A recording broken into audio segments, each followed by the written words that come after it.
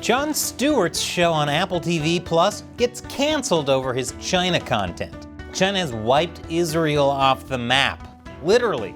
And mourning the death of a dearly departed leader is encouraged in China. Just don't overdo it or you might get censored. That and more on this week's China News Headlines. Welcome to China Uncensored. I'm Chris Chappell, and this episode is sponsored by Surfshark.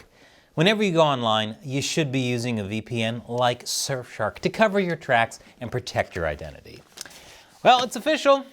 China Uncensored is being throttled on Instagram.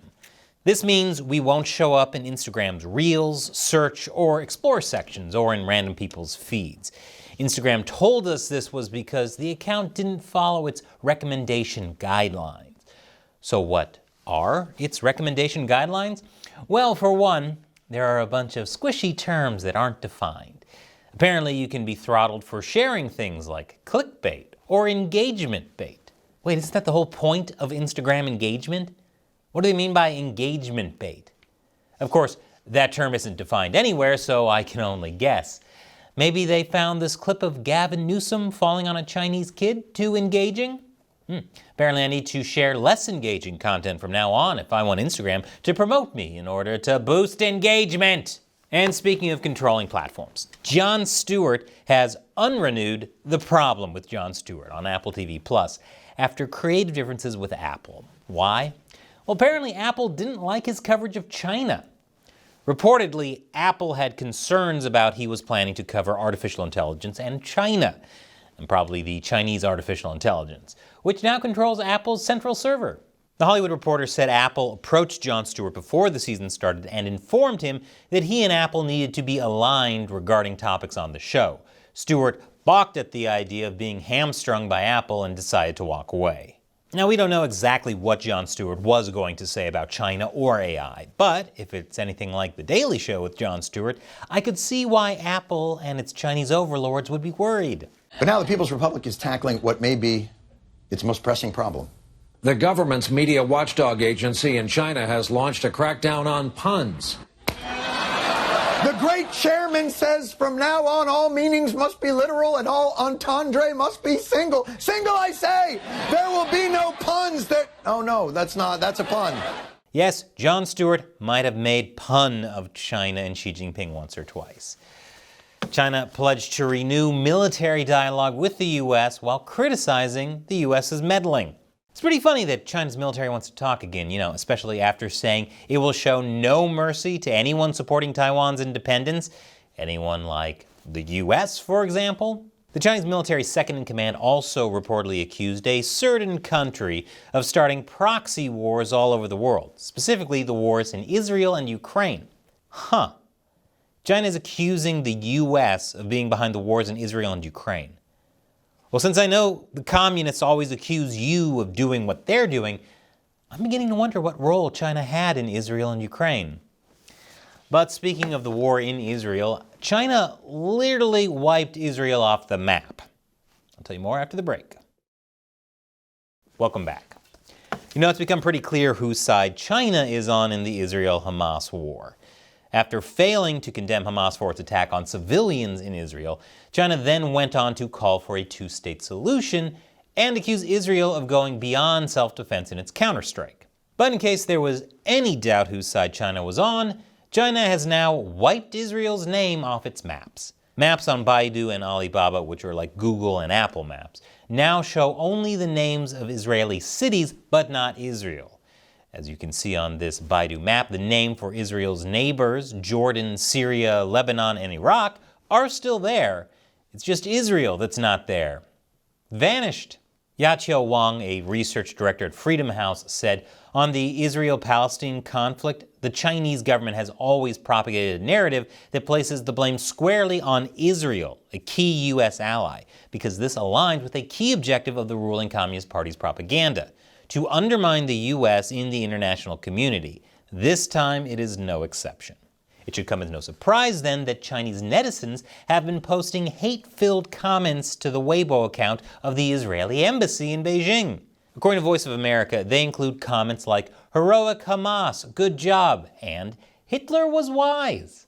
Remember, China's internet is heavily censored, so if the government didn't approve of these messages, you can be sure they would have been deleted by now.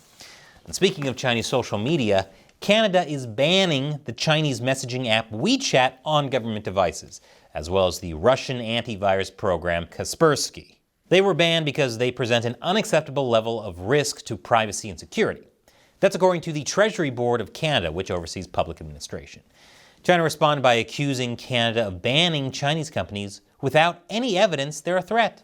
Since China likes to engage in tit-for-tat diplomacy, I wouldn't be surprised if BlackBerries and Shopify are soon banned in China. And after the break, is China headed for another Tiananmen Square moment?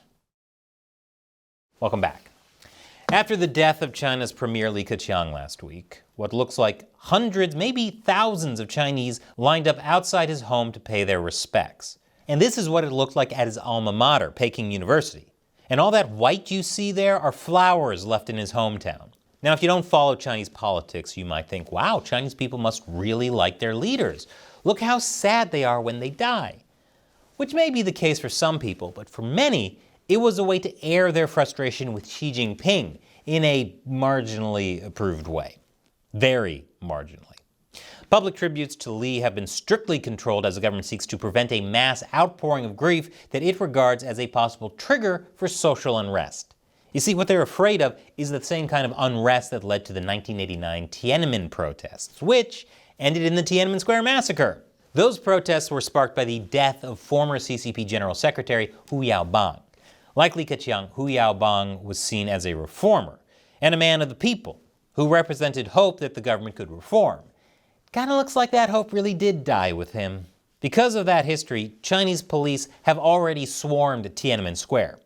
A leaked government order to online censors warned that comment sections must be well managed and that they must pay particular attention to overly effusive comments and assessments. Because, you know, those people who are too effusive about the death of a communist official are clearly a threat to the Communist Party. State media has strict orders to only use Li Keqiang's official obituary, which ends by calling on people to turn grief into strength to rally more closely around the CPC Central Committee with Comrade Xi at its core. Yes, make sure the plebs aren't worshiping a false god now. Speaking of unrest, you may remember last year there were widespread protests in Henan province over banks freezing people's accounts. Well, despite government promises to restore them, about 1,000 people still haven't been able to access their money. Henan authorities blocked the accounts because they said a criminal gang was using the banks to move money and that the accounts were frozen as a result of that. Now, many of the accounts have been restored, but only for people who are local to Henan. One protester told the Epoch Times that the banks are accusing out-of-town account holders of being part of the criminal gang. Earlier this month, about 100 of them tried to get their savings back from the bank. The protests were suppressed, and one bank victim told the Epoch Times that about half of the protesters have gone missing. Another protester said that the Henan government issued orders to the Public Security Bureau of other provinces to obstruct out-of-town depositors from traveling to Henan. They said this included things like putting trackers on protesters' vehicles, monitoring them at home, and having the police intimidate them. What a great public service. I'm sure they'll be rewarded for all the stability maintenance they're doing. And this episode is sponsored by Surfshark. When you go online, everything you do is being tracked and logged by the websites you visit and your internet service provider, and in many cases, by your government. That's why no matter where you live or what you do online, you should always be keeping your internet activity private with a VPN. Surfshark has servers you can connect to in over 100 countries, more than any other VPN. That makes your connection faster and more reliable. Plus, Surfshark has top-of-the-line encryption and a no-logs policy, meaning they don't collect your browsing data. That's why Surfshark was rated Editor's Choice for the best VPN for privacy and security by PC Mag. So check out Surfshark. With just one Surfshark account, you can connect as many devices as you want. Try it out now because this month they're having a special Black Friday deal.